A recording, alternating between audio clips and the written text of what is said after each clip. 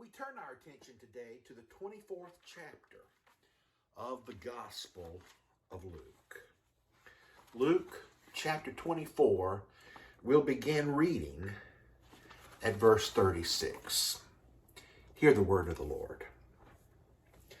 While they were still talking about this, Jesus himself stood among them, and he said to them, "Peace be with you."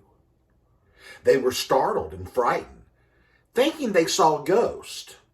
He said to them, though, "Why are you troubled? And why do doubts arise in your heart? Look, see my hands and my side. It is I. Touch me. See. A ghost does not have flesh and bones, as you see I have." And when he said this, he showed them his hands and his side. And while they still did not believe it, because of joy and amazement, he asked them, "Do you have anything to eat?" They gave him a piece of broiled fish, and he took it and ate it in their presence.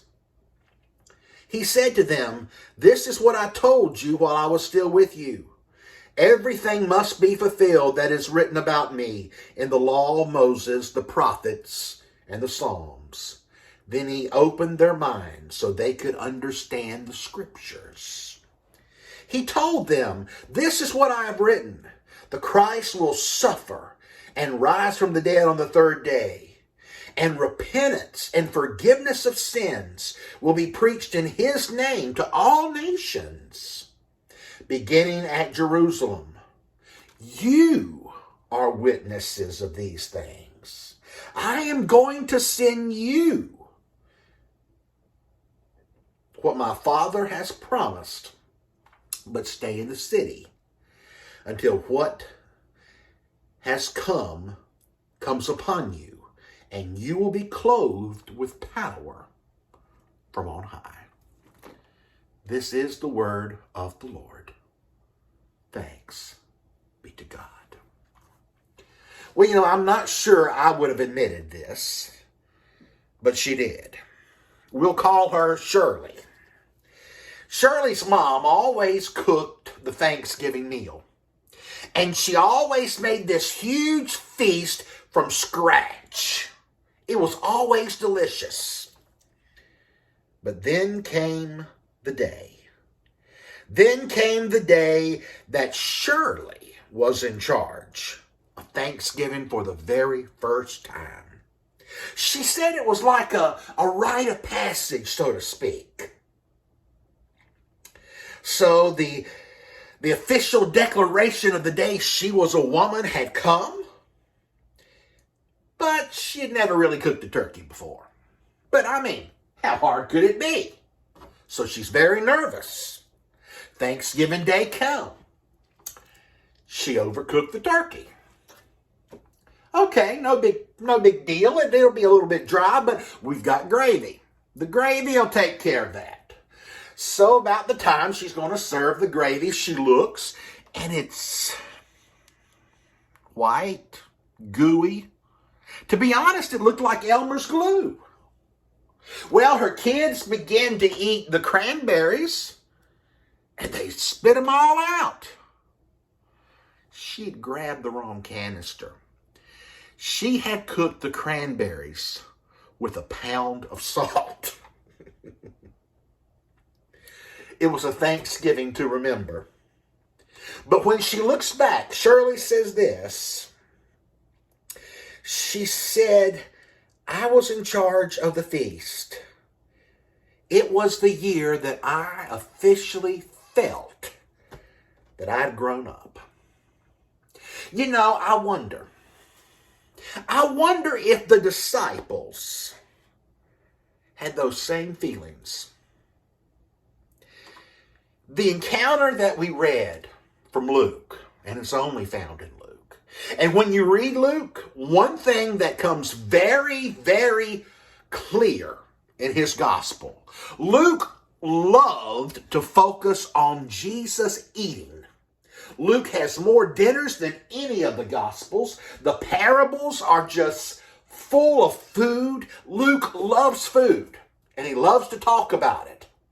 And in this text, the disciples that Jesus meets on the road to Emmaus have just returned to the city. Remember that story? Jesus meets two disciples on the road to Emmaus. He opens the scriptures. He talks about how the prophecies had to be fulfilled. He acts like he's going to go a little bit farther, but those two disciples say, no, Jesus, it's getting late. Stay here with us. So they invite him into their presence. They invite Jesus into their meal. He opens their eyes when he breaks the bread. They realize it's Jesus. They run back to the city. They tell the disciples. And Luke says that while they are still talking about that, they're still talking about Jesus showing himself to those two disciples on the road to Emmaus, Jesus all of a sudden appears to his other disciples. He says to them, "Greetings, peace be with you."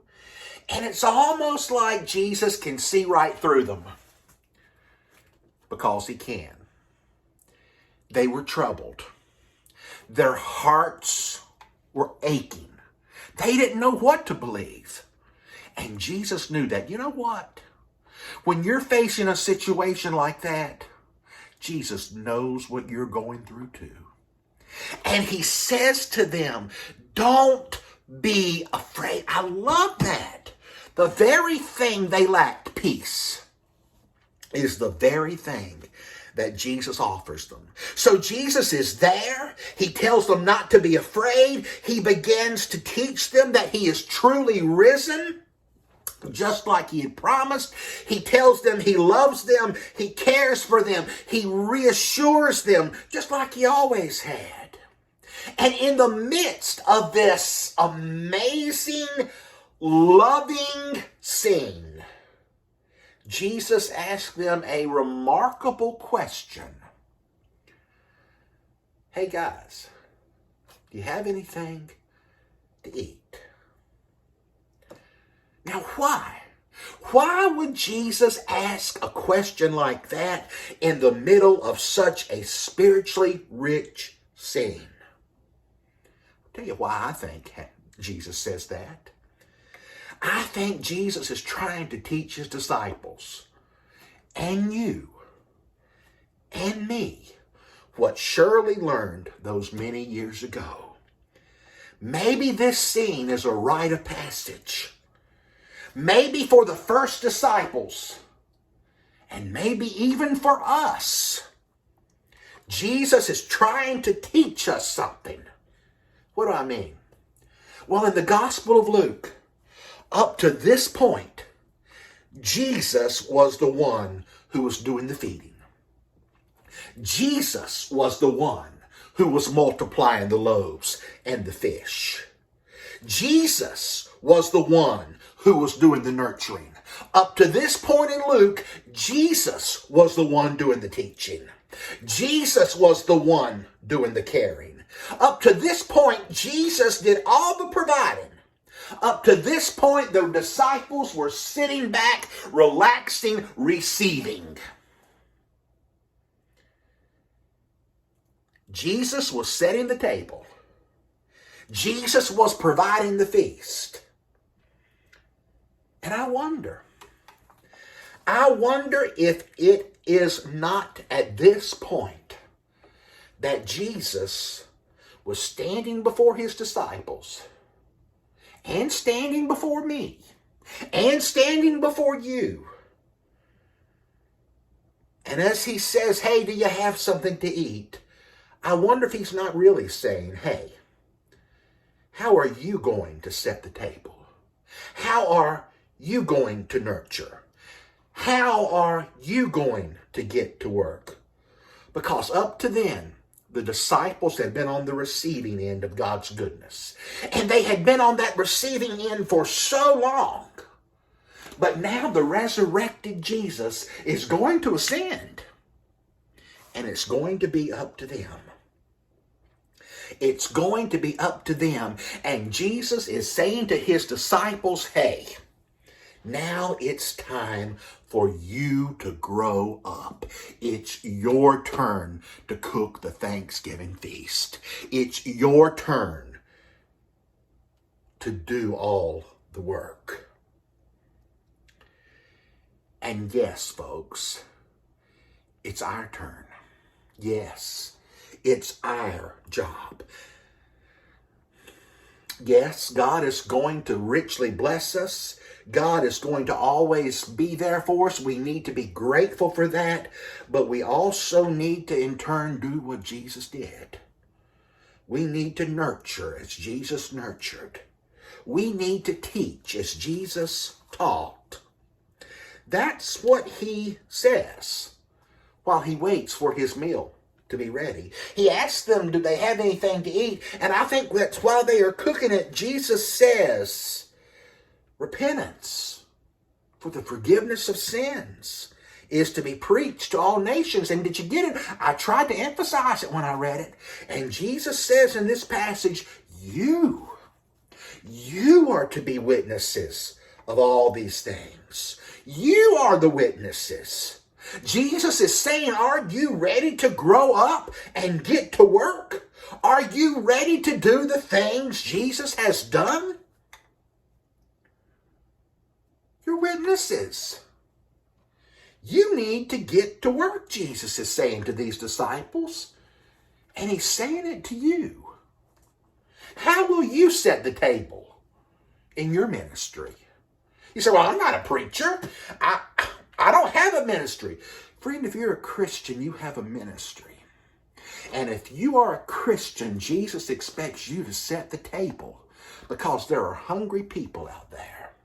There are people who are hungry who need to hear, and you're the witnesses. What will you do? There is a man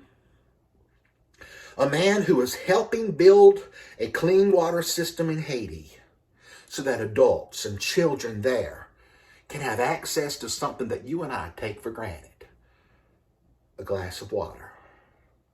There is a woman who has dedicated her life to teaching autistic children. She was on the fast track to make a lot of money, but she felt a call to minister to the suffering. After all, what did Jesus say? Welcome the little kids. Or the young parents who never put their child to bed without saying a prayer with them.